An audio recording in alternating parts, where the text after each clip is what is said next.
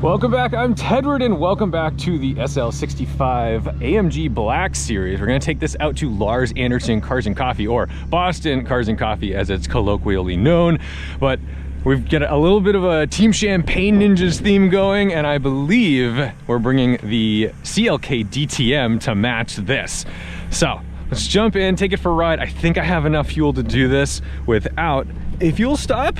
Ooh, I hope so. We might have to stop for fuel. This thing is really thirsty. Let's see how it goes. Since this car was put on these 935 HREs with the carbon barrels, it's not a getaway car anymore. You used to be able to kind of go crazy with it. Now I'm just like not wanting to shatter a wheel that could cost 10 grand. So actually, I don't know how much they cost. I'm assuming 10 grand. It's probably more. That thing is cool. But, you know, we got to be careful. This car's always been low. And now it has wheels that, if fail catastrophically. We are not going to trust this quarter of a tank, and I am going to get some fuel, a little splash and dash, even though it'll probably make us late. But I think this thing is thirsty. And I do not want to run out of fuel at the car show. Sometimes you see a quarter of a tank and you think, oh, that's cool, but when you've got a V12 twin turbos, no sir. Well, that fella liked the car. In fact, he goes, hey, is that a 63? I said 65, and he goes, oh, that's a fun question to answer. This is my favorite car show. It's probably like the one car show that I really always make a point of going to, because it's just the right group of people, and I always have a good time. I never feel pressured. It's just the right car show because it's got the energy that I look for in a Cars and Coffee. Let's just jump out there, see if we can't get a spot, because this is the first one of the season and I'm a little nervous there's gonna be too much traffic, but I think they'll make space for the Black Series. Nice little GR Corolla guy, all right. So technically, I'm early. They say not to come before 8:30, but it's 8:26. I think we're in the clear to get through here. I'm kind of impressed that there isn't a crazy line already. So that's good. But I am worried that, oh good, they're letting people in. Oh, okay, good, good, good. Ooh, a Mondial convertible. This is the first sighting of all the new HREs on this. Thank you. Hey! Cross my name off the list. This is without rhyme or reason. I'm not an optimist. I just never dress for the season. There's no reason. It's time to pay off all my attempts to make a bad move.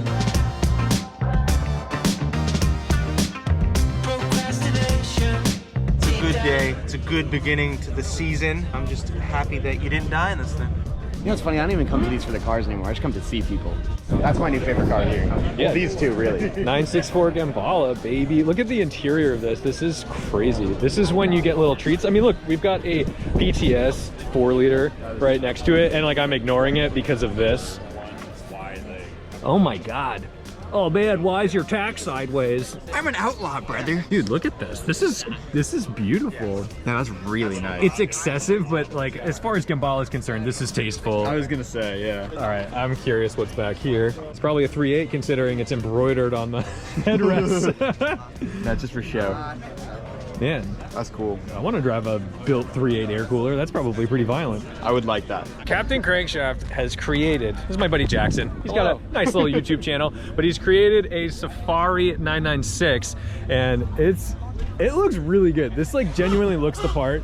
And I know you did this on like a pretty reasonable budget. Honestly, not bad. I think we spent 15 on the car, and then we probably spent another 15 to get it like this. People spend big money, hundreds of thousands of dollars to do kind of this thing. Exactly. If you wanted like the Elephant Racing kit, which is like the standard of lift kits for Porsches, those are like, I think 12 to 13 grand just on their own. It's not really the most comfortable thing anymore, but it looks kind of cool. This interior is Headliner's done. We have a lot of parts from Redline. How many miles are on it now? almost 200,000. It's like 190 something. Yeah, we drove it from Boston to California, and the only thing that broke was the key.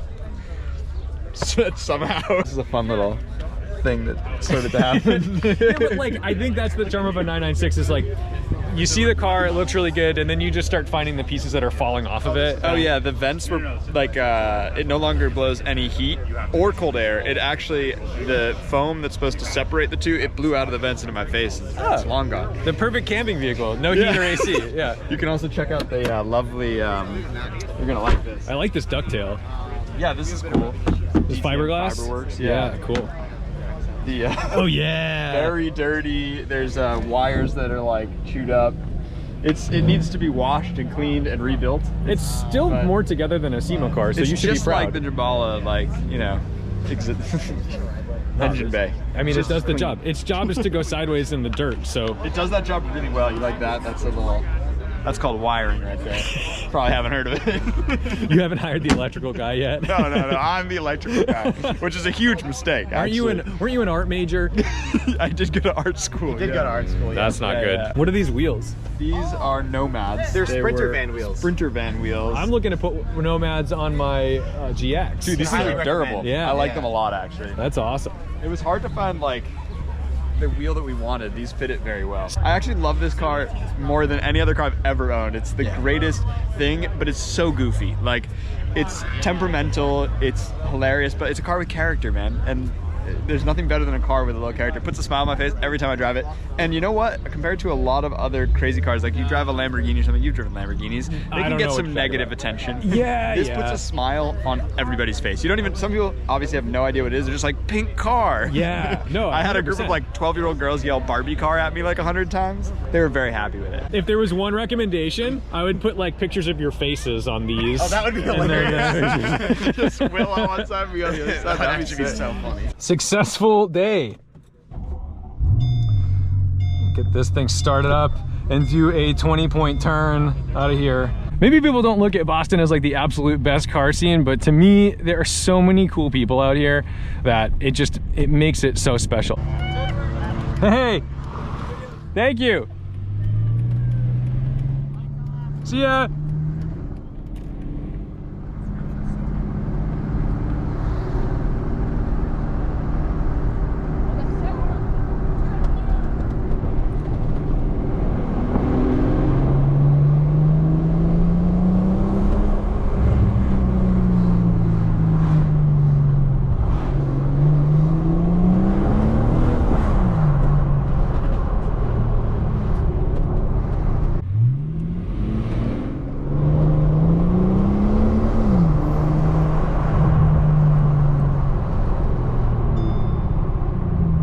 Well, I think that's gonna do it for our Geeky Cars and Coffee. Thank you guys so much for watching, liking, commenting, and subscribing. Let that be a lesson when you're leaving a car show.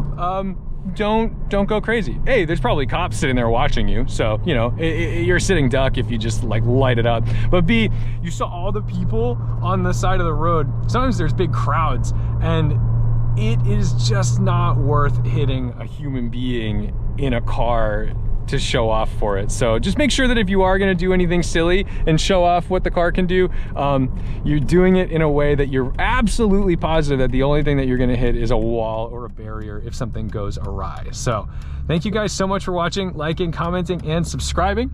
Don't forget to respect the drive, and I'll see you in the next one. Oh my God, Dakar! Let's go! That's cool. License plate 2.